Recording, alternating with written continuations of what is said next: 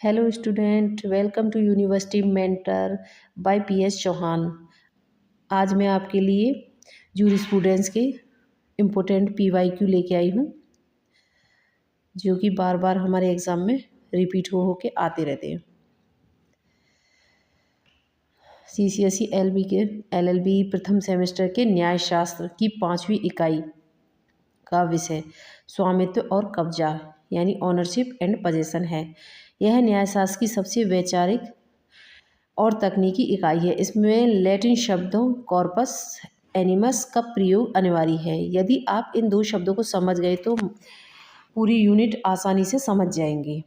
यहाँ यूनिट के 13 सबसे महत्वपूर्ण प्रश्न यानी पीवाईक्यू और उनके विस्तृत उत्तरों की रूपरेखा दी गई है। क्वेश्चन नंबर 1, आप मेरे चैनल को लाइक और सब्सक्राइब कर दीजिए, जिससे कि मुझे और क्लासेस लेके आने में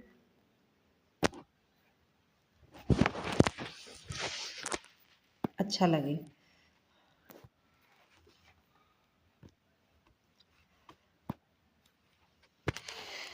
स्वामित्व ओनरशिप को परिभाषित कीजिए। ऑस्टिन और साल्मन द्वारा दी गई परिभाषाओं की तुलना कीजिए। परिचय। अर्थ। स्वामित्व का अर्थ है कि किसी वस्तु पर व्यक्ति का पूर्ण नियंत्रण। सेकंड पॉइंट, यह एक व्यक्ति और एक वस्तु के बीच का कानूनी संबंध है। थर्ड पॉइंट, रोमन कानून में इसे डेमिनम कहा जाता था। ऑस्टिन की परिभाषा। ऑस्टिन ने ऑनरशिप की परिभाषा को कुछ इस प्रकार दिया है।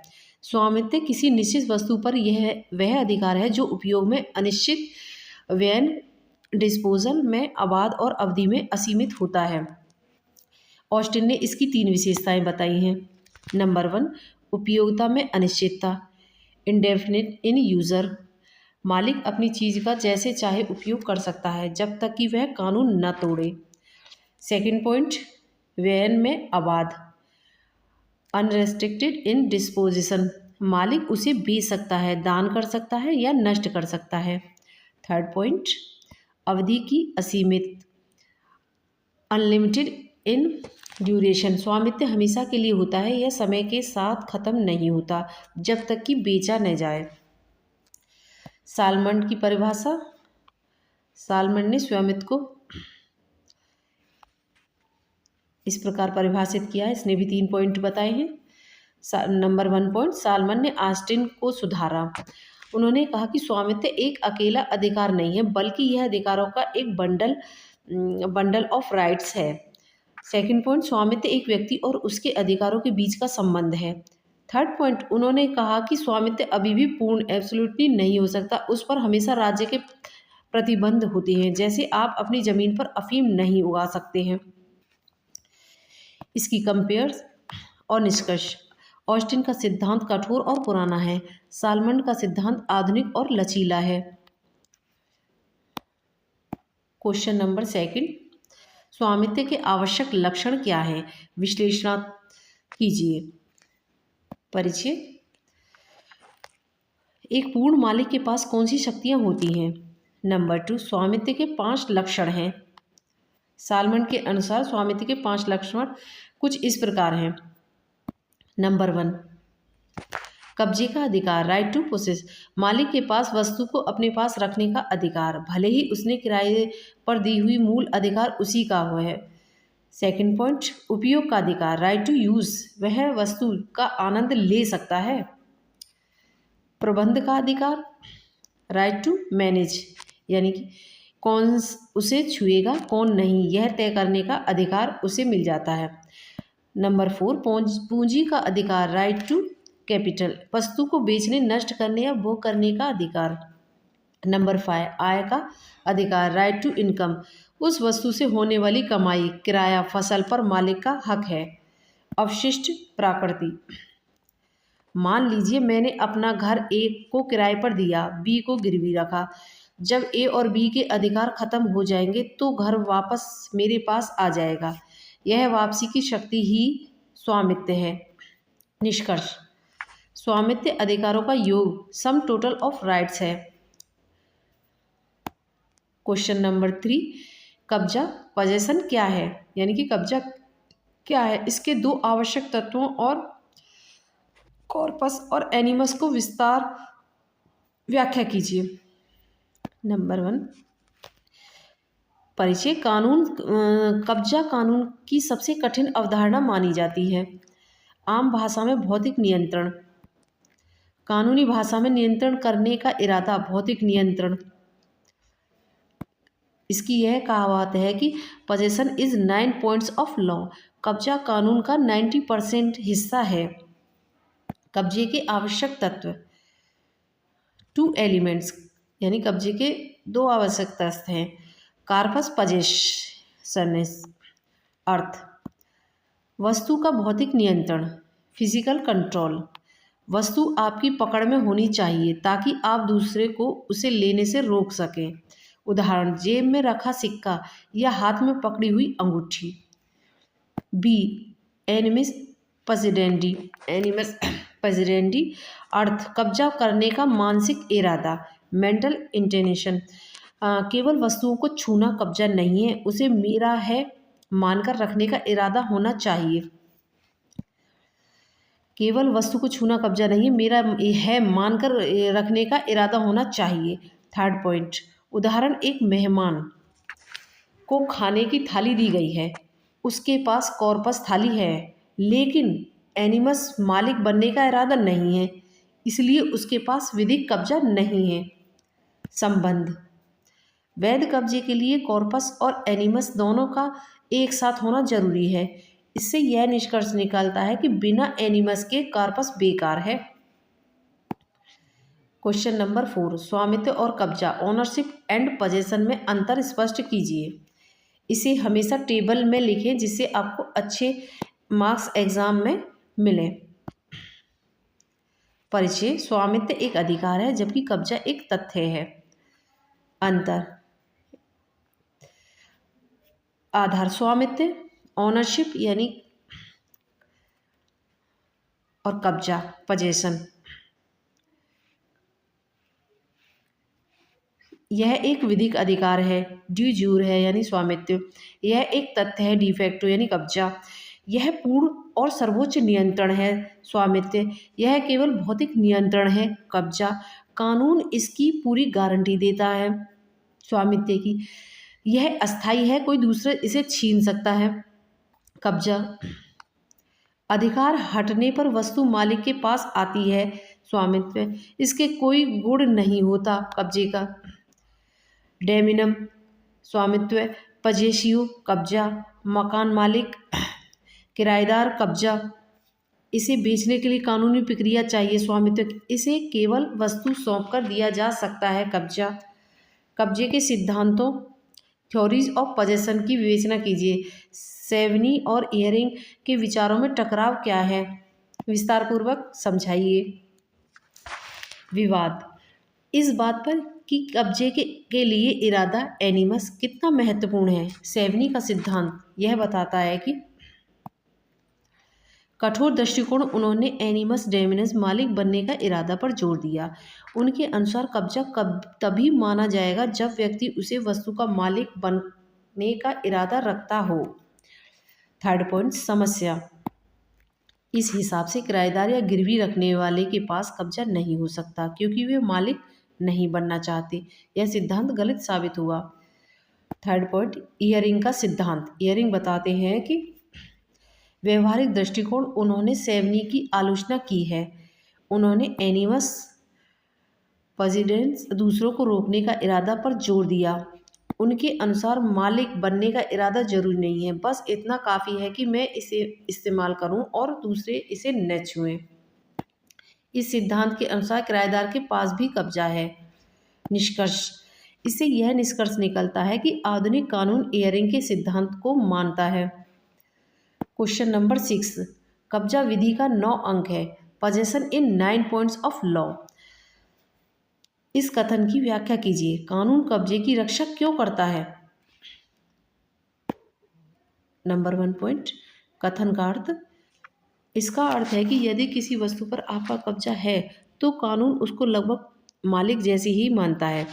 जो व्यक्ति कब्जे में है वह फायदे में है, साबित करने का भार, बर्डन ऑफ प्रूफ, हमेशा उस पर होता है जो कब्जा छीनना चाहता है। सेकंड पॉइंट, कब्जे की रक्षा के कारण, वाई प्रोटेक्टेड।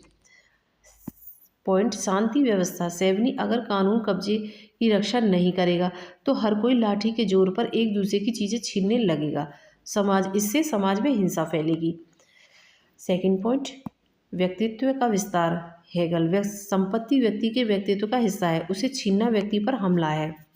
स्वामित्व, स्वामित्व का सबूत। कब्जा स्वामित्व का सबसे पहला सबूत है। प्रीमा फेसिया एविडेंस है। आपकी घड़ी आपके हाथ में है, यही सबूत है कि आप मालिक हैं, नहीं तो कौन बताएगा कि आप मालिक हैं। थर्ड पॉइंट, निष्कर्ष। भले ही चोर के पास चोरी का सामान है, कानून उसे भी जबरदस्ती छीने जाने से रोकता है, पुलिस को छोड़कर।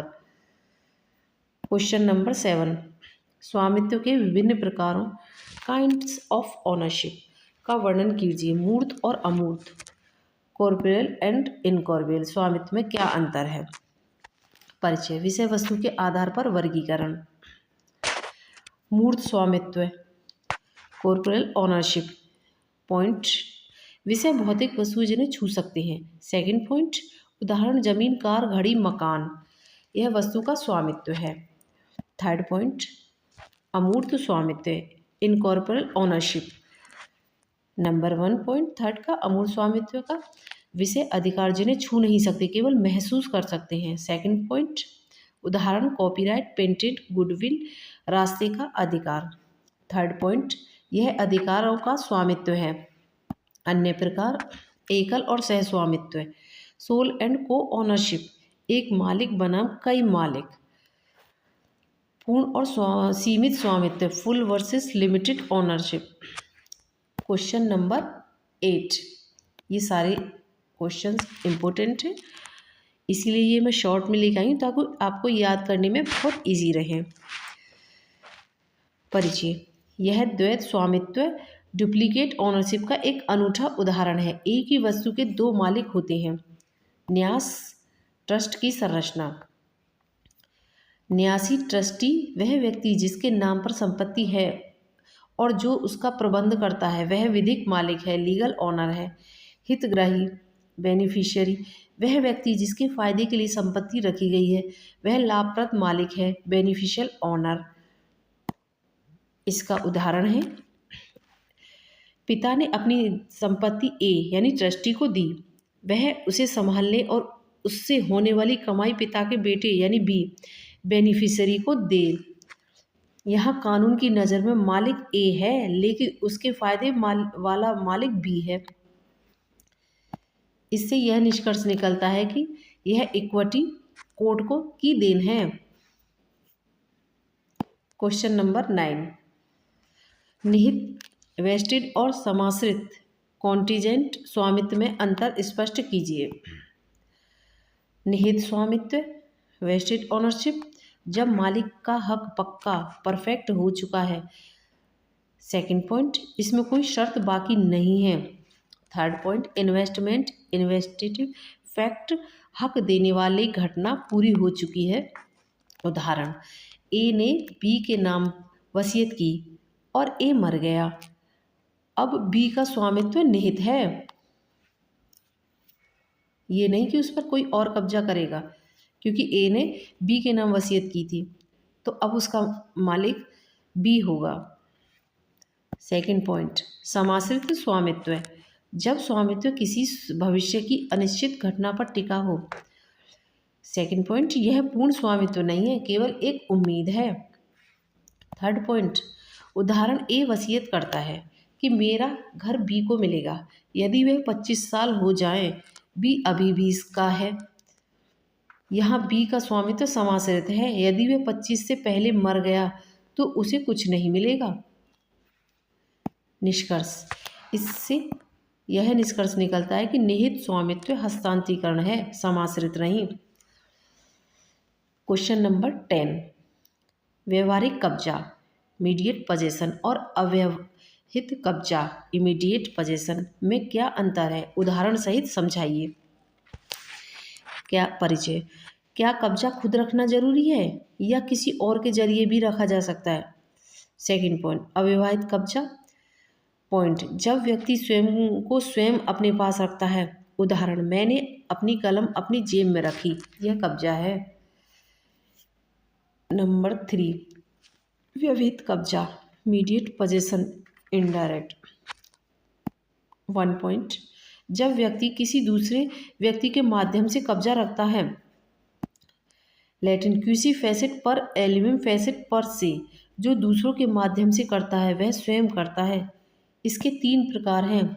नौकर, एजेंट के जरिए, जैसे मेरा ड्राइवर मेरी कार चला रहा है, मेरा व्यवहित कब्जा है। किराएदार के जरिए, जैसे मकान मालिक का कब्जा किराएदार के माध्यम से बना रहता है। गिरवी के जरिए,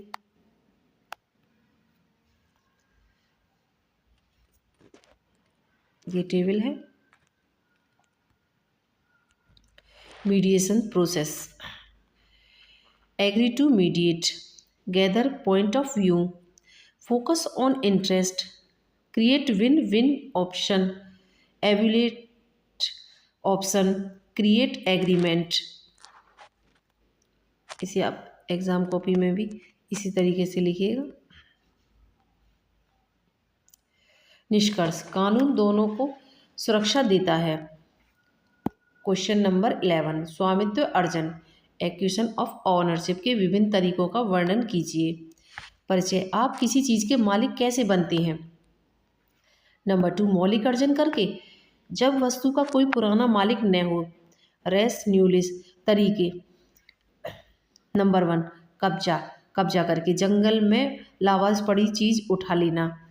निर्माण, स्पेसिफिकेशन, कच्ची सामग्री से नई चीज़ें बनाना, यानी मिट्टी से मूर्ति। व्युत्पन्न अर्जन, जब किसी वस्तु पुराने मालिक से ली जाए, यह सबसे आम तरीका है। तरीके, खरीदना, दान, उत्तराधिकार। क्वेश्चन नंबर 12, रचनात्मक कब्जा क्या है। Contributive possession. अर्थ, यह वास्तविक कब्जा नहीं है, लेकिन कानून इसे कब्जा मान लेता है। जब चाबी की या रसीद सौंप दी जाती है तो माना जाता है कि सामान सौंप दिया गया है।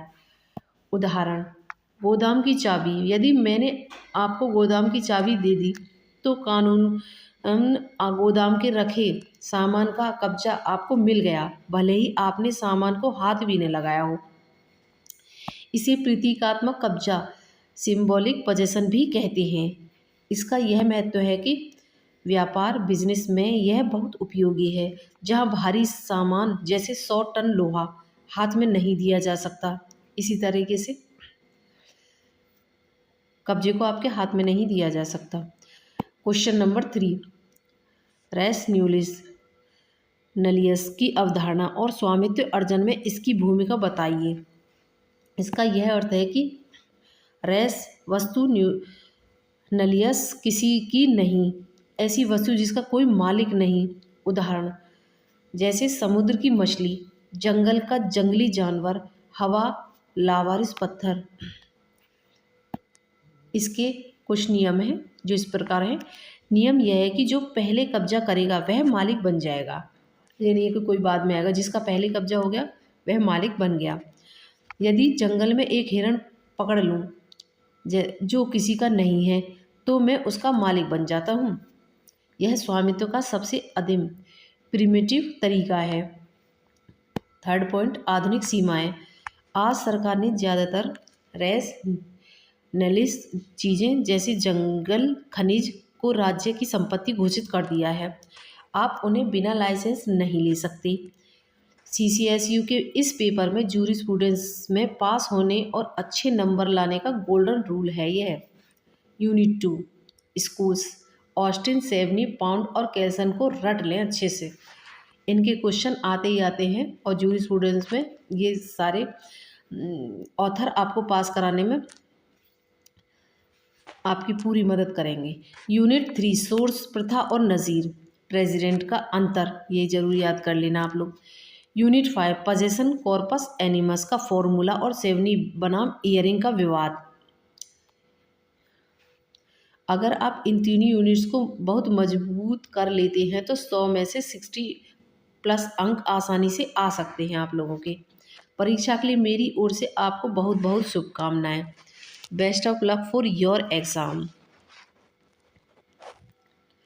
ठीक है बच्चों, अब मेरे चैनल को लाइक एंड सब्सक्राइब कर दीजिएगा और क्लास को शुरू से लेकर लास्ट तक देखिएगा। नेक्स्ट क्लास लेके मैं जल्दी आऊँगी।